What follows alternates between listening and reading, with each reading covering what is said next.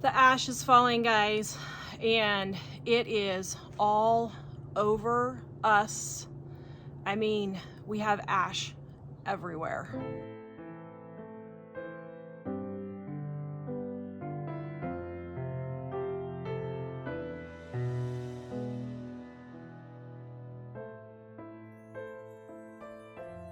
We are having major wildfire issues this year in Wyoming, and October is no exception.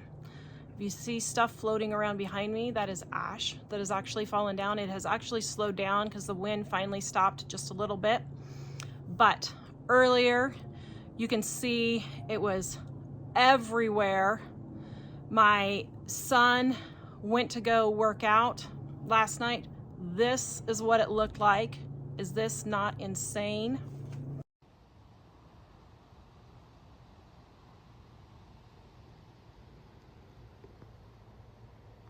We went to the parent meeting, and this is what it looked like when we came home.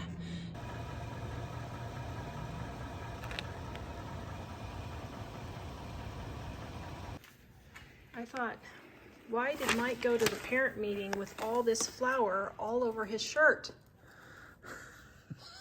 Is it on the back too?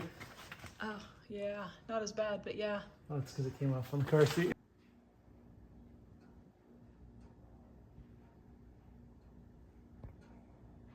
For those of you guys who watch us a lot, you guys remember this is how I ended up at the end of the last parent meeting, you know, with my homemade vanilla when I got home.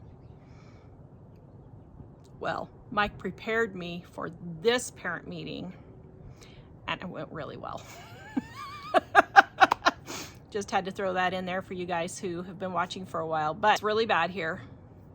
The fire started out really small. They were fighting it. It is in the town next to me, and I don't know if you can tell, but the differentiation between blue sky over here and then brown over here. See if I can tip it up. I don't know if this camera will catch it or not, but the fire is right here. I don't know, about 10 or so miles from us. I'm not sure the non-roadway. I mean, you know, there's a direct path between us and there, but you can see here on the map, we're over here, down here in the corner where it says the Sheridan Fairgrounds. That's our town. We're over by that area. And then Dayton, the town, is where it's burning. They're evacuating. And I mean, we just have ash everywhere. My front porch, my yard. I mean, it's just absolute car everywhere. All right. Can you see? Do you see that? That is ash falling from the sky down on us. Yes, it is everywhere. Oh my goodness.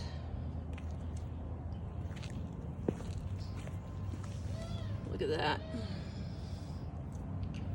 Holy cow. The flowers got hit by frost last night.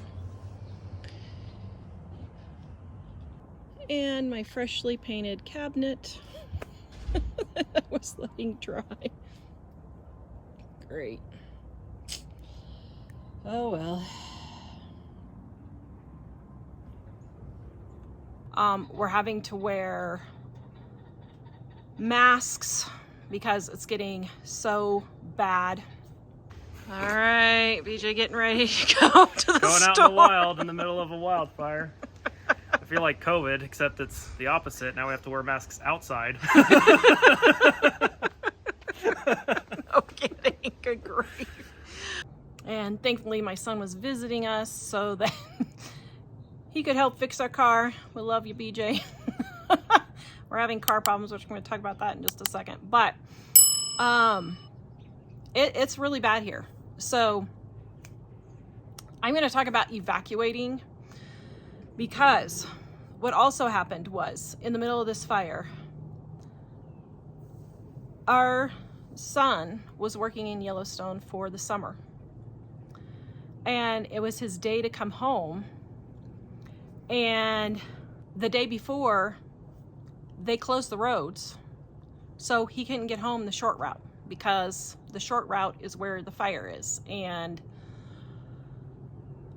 you know, they needed to be fighting the fire. They couldn't be having people traveling to and from. And so we tried contacting him, could not get a hold of him, because then Verizon was out all over the country.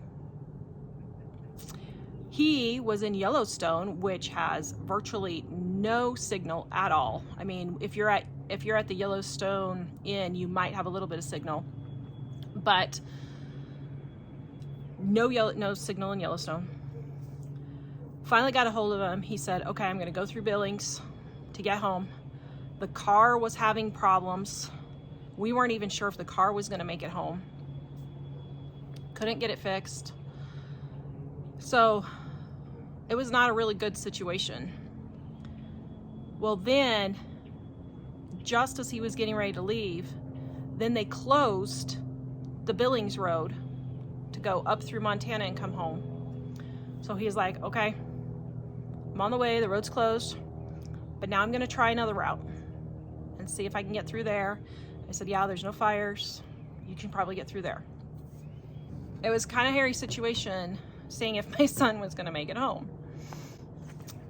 But my number one tip for evacuating is get a map of your state and get a map of your city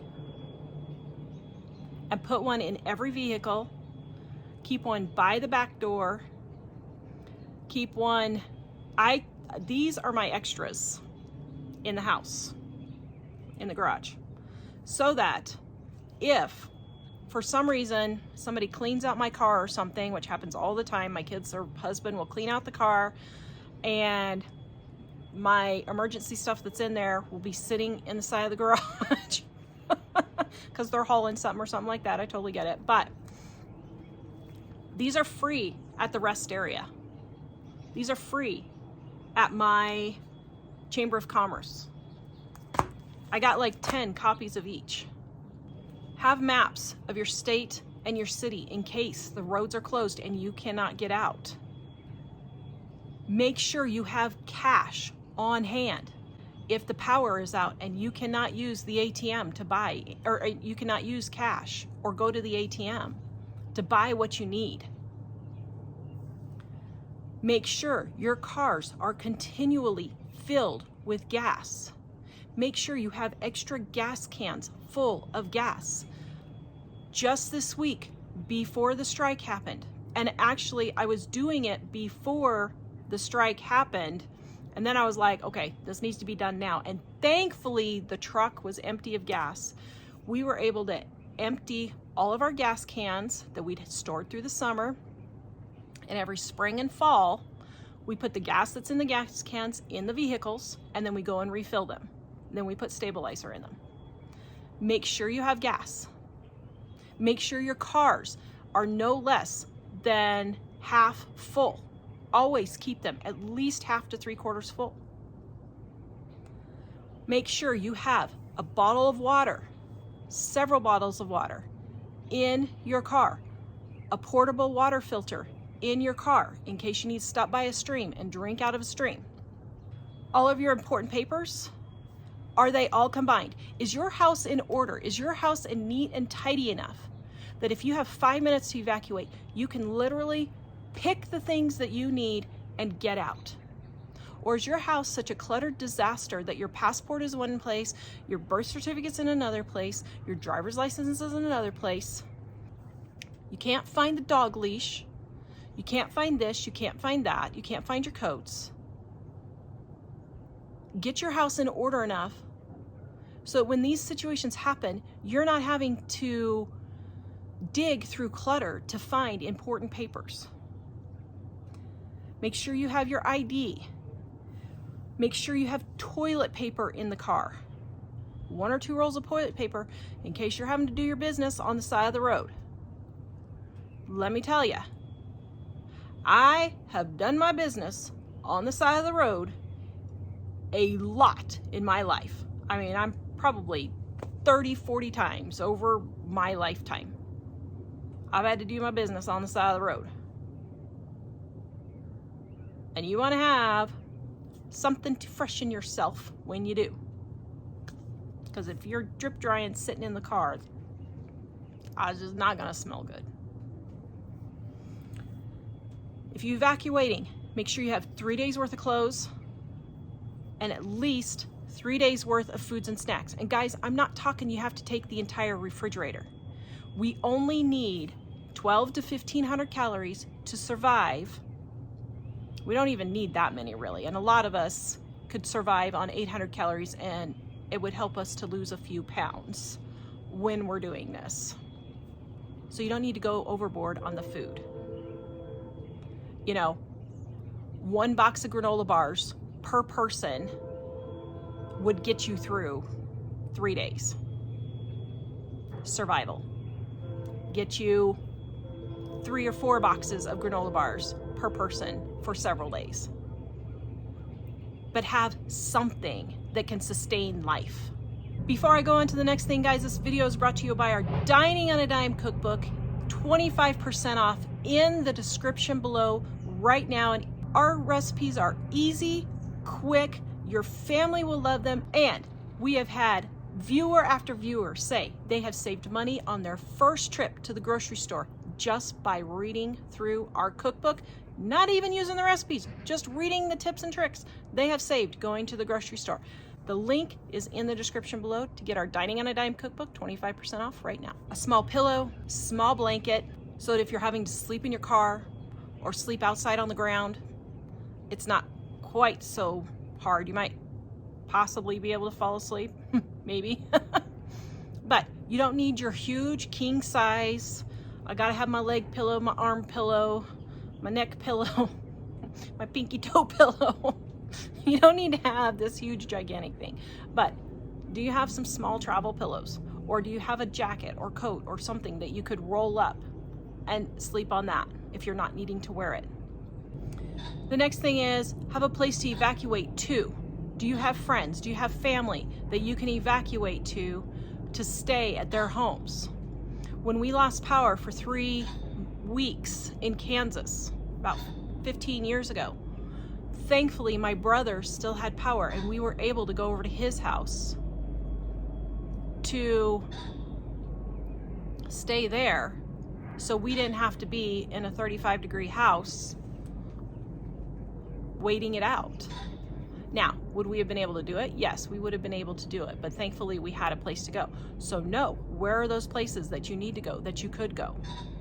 The next thing is, as you're evacuating, use your brain. If they are evacuating people, and if search and rescue or firefighters or police or medics are trying to get in, don't be blocking the road, gawking. It's fine as you're going by if you want to take a picture, but if you're stopped on the side of the road blocking traffic, taking pictures, and they're trying to get people in and out, stop it. Don't be stupid. I think it's going to be my theme for the next series of videos is don't be stupid. The sheer number of just plain stupid and idiotic things people do in these situations is absolutely beyond me. Absolutely beyond me. So use some common sense. The way everything is going with what's happening in November here in the United States, with what's happening over in the Middle East, what's happening with the strikes, all of this, it is time to wake up and start preparing yourself to take care of yourself. Things are not going to be getting better. They're not going to be getting easier. And if you think that electing someone into office is going to have things be easier and better, it's not going to happen.